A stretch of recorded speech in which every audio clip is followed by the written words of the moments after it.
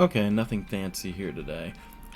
So I haven't even gone through this email yet. I'm going in completely cold here. Read before eating. So I've actually got a bowl of cancer right here. This is Cocoa Rice Krispies. These things are loaded with sugar. They're going to kill me one day. Moving on. Read before eating. Everyone eats. So this is more like a warning, right? This is immediately going to grab your attention. It's going to say like, hey, wait, I know you're probably eating something right now, even though this was sent at a really obnoxious time. So makes me question the strategy behind that, other than maybe showing up in your email box like first thing in the morning when you're getting breakfast. But read before eating. Everyone's gonna, not everyone, but a lot of people are gonna stop, look at that, and ask themselves, oh, what should I know before eating? So, hey Andrew, instead of dear friend is just good if you don't have their name, but this is a list where you opt in with your name, so there you go. I need to take a moment to set the record straight on something. Okay, he's prefacing, and it's congruent with the read before eating. He's not like dicking around and telling me 20 other things first, probably. Let's see, one of our favorite foods, one of the best for your health, has a bad rap based on outdated science. Okay, it's a little bit curious. One of our favorite foods, you don't know what my favorite food is, but I'm a little curious now. And it's got a bad rap? Okay, so now we're going against conventional wisdom. You're going against dogma. That's always a good angle, because it gets a lot of people curious, either supporting you or hating you. But it makes you feel something. In fact, you've probably been told for years not to eat it. It'll make your cholesterol go up. It'll give you a heart attack. I mean, for most people, to me, this says it's probably eggs. Only because when I used to study like health and things like this a lot, eggs are actually a really good food for you, especially if they're not grass-fed. That's not the right word. Pasture-raised, and they're free to just like pick at bugs and stuff. And I do know that years ago, yeah, and even still now, my mom does this. She always says like, "Oh, cholesterol's bad. You can't eat cholesterol. If you eat too much, you're gonna die. It's gonna clog your arteries." But the thing is, your body makes cholesterol anyway. And if you don't produce enough of it, your body will do whatever it can to produce more. But moving on, I'm getting off topic. So cardiologist myself, 30 years of experience. Yeah, so now he's going to throw in some proof. So we've already done this. He's already addressed what he's going to do today, what he's going to tell me. He's teased me a little bit. It's one of our favorite foods. Everyone says it's bad for you. He gets a little more specific with that. It'll probably give you a heart attack. What are people saying about it? And then as a cardiologist himself, oh, well, okay, you're just saying it. If I question this a little bit more, I might try to look him up, but no one's probably going to do that. The dude kind of looks like a doctor. He's got the gray hair, he's got the glasses, he looks like he knows what he's doing. He's got a suit. It says MD after his name. It's got the doctor title. That's good enough for most people. And in fact, if you get it from the right place, it'll do exactly the opposite. Support better cholesterol levels, a healthier heart, give you tons of nutrients. Yes. So now he's saying, alright, there's this little mysterious disqualifier. It's like, oh wait, am I going to learn where the right place to get this is? Because it's saying, okay, it'll do the exact opposite of what these other professionals said. That's interesting. Like, it'll give you benefits that people want. Better cholesterol, healthier heart, give you tons of nutrients. Everyone probably wants that unless you just hate yourself. And it's still... Oh, there we go. Okay, so he's talking about eggs. And I'm not even going to discuss above the fold because I don't think it applies here. But if you were looking at this, you only had to go through a few lines to actually get to the punchline. Now, normally I tend to prefer to clear the punchline early, but the reason he can get away with it is because he sort of did. He teased it, and he let you know immediately, okay, you're not going to wait too long for what I've got to tell you, but here's some stuff you might want to know first. So he piques some interest. We know the secret now, it's eggs. So why don't I just click away? Why don't I just stop reading? I know, it's eggs. I could just get eggs. The reason I don't is because, look, it's, let me just go through here. Yeah, the old stigma combined with his assurance it won't do that, and then if you get it from the right place. This is like key here, because if he had originally said, my guess is he's going to say something like pasture raised organic or something. If he said, you know, if you get pasture raised organic eggs, they'll do exactly the opposite. He spoiled the mystery. There's no reason for me to keep reading. But because he teased it here, he revealed some of the secret, but not all of it. So it's like a TV show where it's like every single episode you wrap up that little plot line, but maybe you have a bigger plot line going underneath it. Like, I don't know, the police catch the drug dealer, but they're still after that drug lord that was introduced at the start of the season or whatever. So we have this nice little continuation here. Let me show you why eggs are actually good for you and which eggs you should get. Yes, here, he keeps teasing it, that there's like a right and a wrong way to eat eggs. After that, you'll get to enjoy a delicious and easy breakfast. Okay, that's pretty cool. Most of this bad information surrounding eggs casts a very harsh light on fatty yolks. It comes from the old idea that all fats and cholesterol are bad, but we've known that's not the case since the end of the 1970s. There are good fats and there are bad fats. There's good cholesterol and there's bad cholesterol. And egg yolks contain good fats and boost your good cholesterol levels if you get the right kinds of eggs. The best kind of egg you can get comes from a pasture-raised hen that grazes outside on grass all day long. Okay, so grass too. The hen gets to forage on its natural diet of small plants, seeds, and insects. There we go. As a result, the egg has a strong shell. Inside, you'll find a gloriously rich yolk. I wonder if he's going to talk about the dandelions and the fake yolks. The color of this yolk will be almost orange, full of carotenoids, minerals, anti-inflammatory, omega-3s, and all sorts of other wonderful stuff. Don't be fooled into thinking free range in eggs. Oh yeah, free range is worthless. Free range at this point is a marketing term. Yeah, they can still be. He's right. You can still lock your hens and your chickens up, and it'll still be considered free range. So this is a whole debacle. I pay like $9 for 12 eggs because of this. Not because of this email, but because all the research I did before is I probably marketed myself out, but it makes for a nasty inflammatory omega-6 rich pale yellow yolk, not what you want.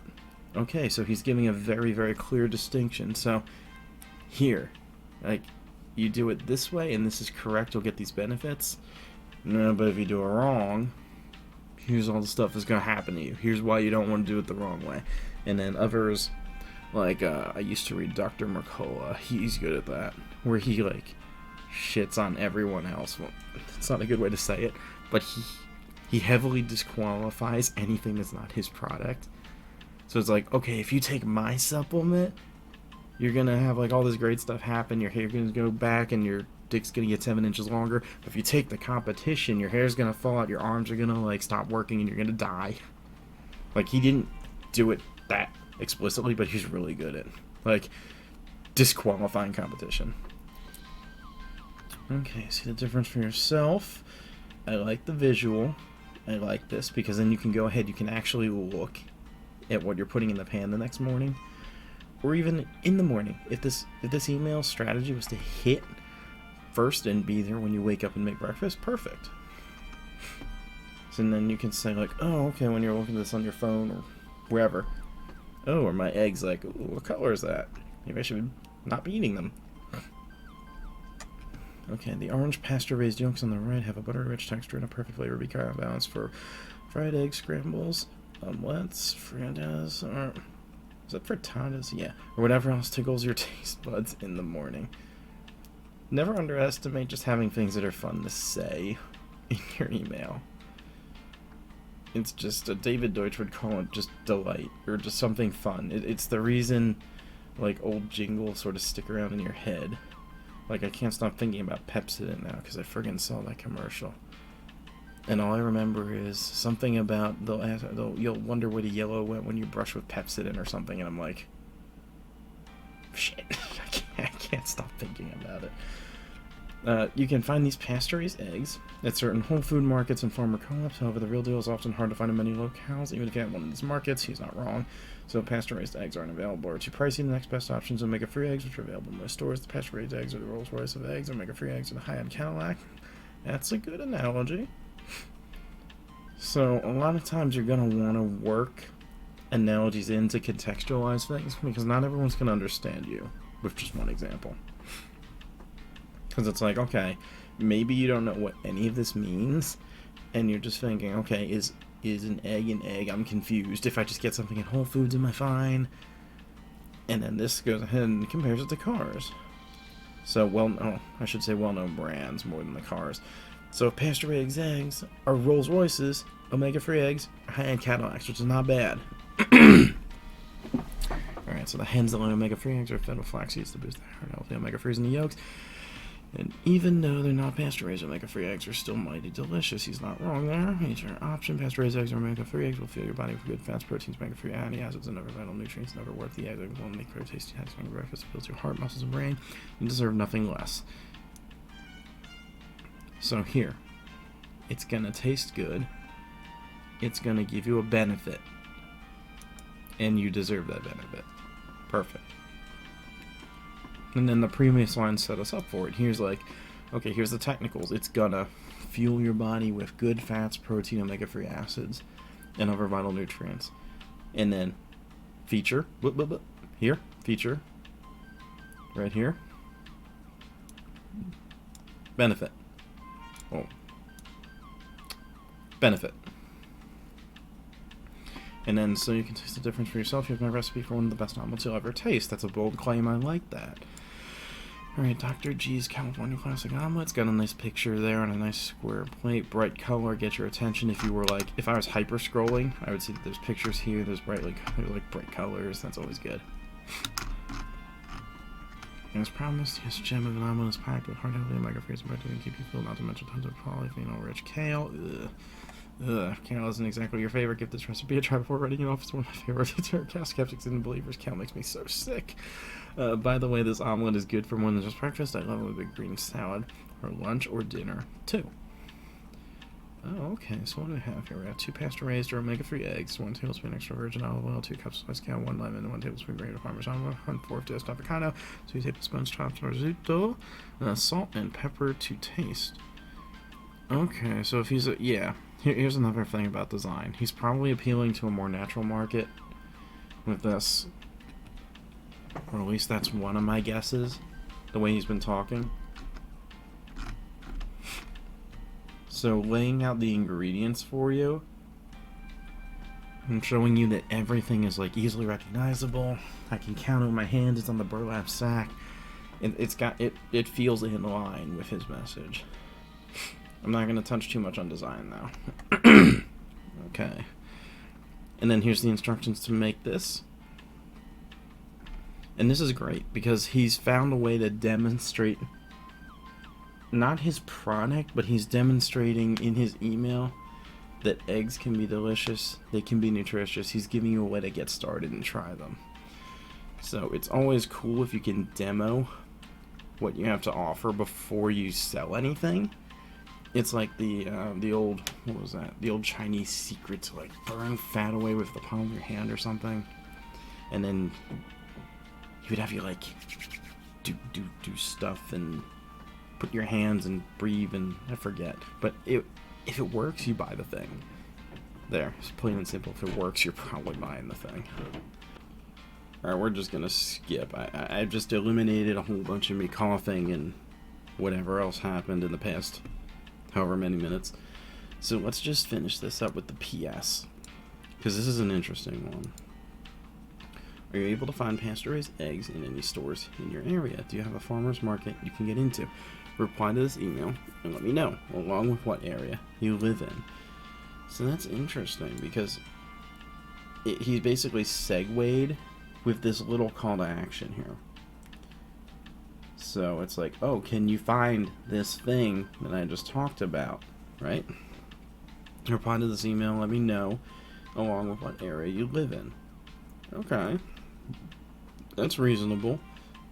And then this also gives him some more data on where you are, maybe more specific marketing data, so that he can actually track where his responders are, his hottest leads, and all that good stuff. Well, let's see. After all, I want to gather more info about the availability of pasture-raised eggs in different areas. Okay, here's his reason why. So if I was like, okay, why the hell do you want to know where I live? If this wasn't enough for me, Oh, well, I'm building up this database so I can tailor my advice to your specific situation. Okay, if I'm not thinking too hard, this part makes sense. If I'm thinking about it a little bit harder, sort of like, okay, wait, so I can tailor my advice to your specific situation. You've already given me your advice. Sort of like, how are you going to tailor this to my situation? Are you just not going to send me egg emails anymore? Or... So if I think about it, it doesn't necessarily make complete sense, but if I'm just reading it, and I'm not trying to analyze it, you know, so I can tailor my advice to your specific situation, that's reasonable. Hit the reply button.